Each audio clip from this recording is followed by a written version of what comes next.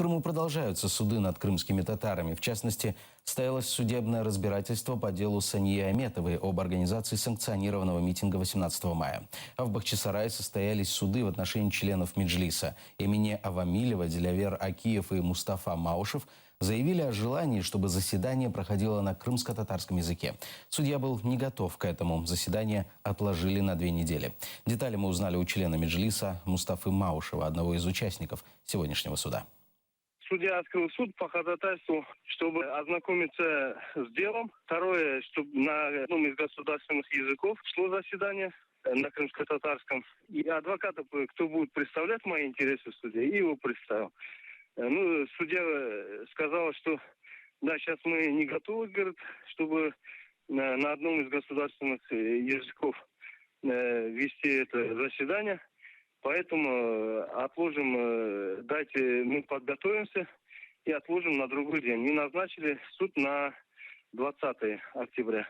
Троим перенесли. Двоим, я не знаю на какой срок, но они тоже как бы ходатайствовали, что вели заседание на одном из государственных языков.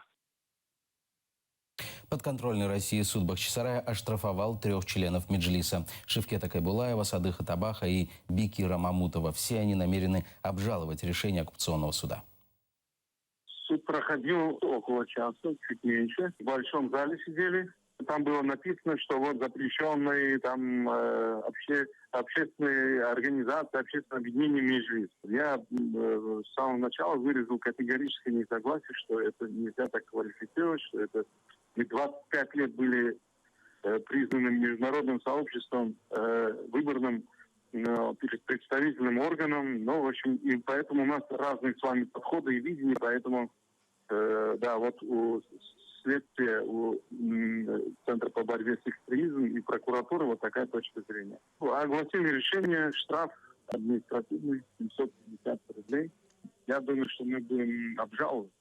От 500 рублей до 1000 рублей за участие. Организаторы, если это организатор, кто-то признается организатором такого собрания, то или мероприятия, запрещенной организации, от 1000 до 2. Это первый раз. А потом там ставки растут.